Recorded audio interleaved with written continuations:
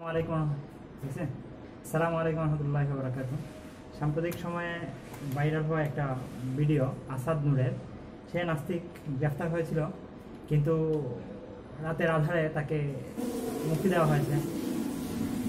আর সেই মুক্তিটাকে নাস্তিক আসাদ নূর স্বাভাবিকভাবে নেয়নি। সে তার ফেসবুক আইডিতে লাইভ করে জেলখানা থেকে বের হয়।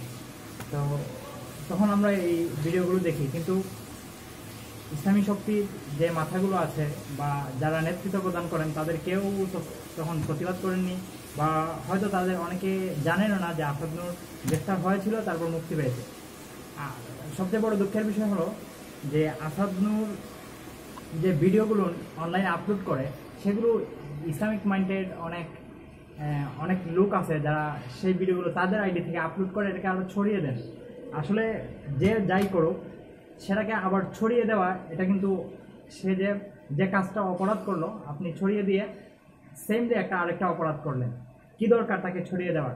আমি সবাইকে বলবো যেন আপনারা এই সমস্ত নাস্তিকদের ভিডিওগুলো কী করেন, ছড়িয়ে না দেন, সেখানে রিপোর্ট করেন। রিপোর্ট করতে করতে দেখবেন একসময় তার আইডি ব্যান্ড হয়ে যাবে। রিপোর্ট করলে তার আইডি তার ভিডিও ফেসবুক থেকে সরিয়ে নেবে, তার লেখা ফেসবুক থেকে সরিয়ে নেবে। এই জন্য আমরা কাজ করতে পারি, যে কোনো নাস্তিক বা খারাপ কোনো কিছু আমাদের সামনে আসলে আমরা সেগুলোকে রিপোর্ট করবো। রিপোর্ট করলে সেগুলো অটোমেটিকলি বন্ধ হয়ে যাবে।